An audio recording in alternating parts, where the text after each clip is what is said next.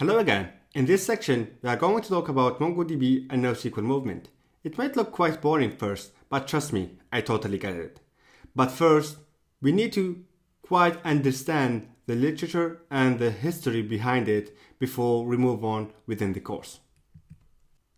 Much like today, throwing old ideas out of the window is a daily task for most of us, and that's what makes me lead to talk about the idea behind NoSQL.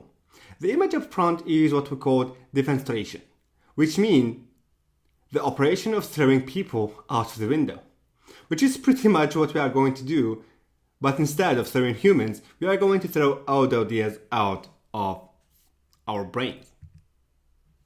So NoSQL, or not only SQL, is what we typically mention when we talk about the non-SQL-like databases.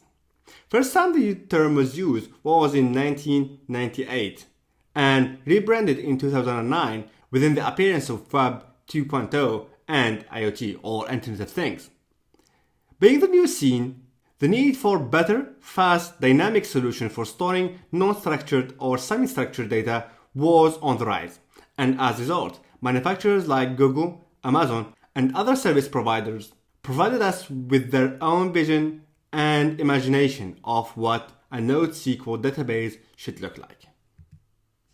So is there any type to those NoSQL databases? Actually, we have quite many.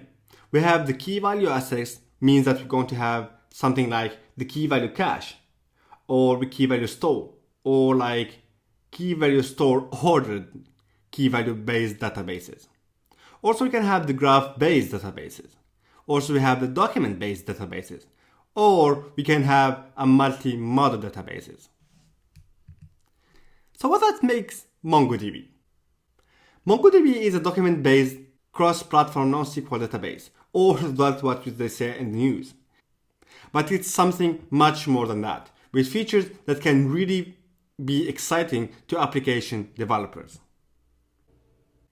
With indexing for speed and replication, which simply means that we are going to have a multi-replica or a multi-version of our databases, or simply imagine it as two databases somehow working in sync, while only one of them will going to be the primary one where all the reading and writing operation will be done on it.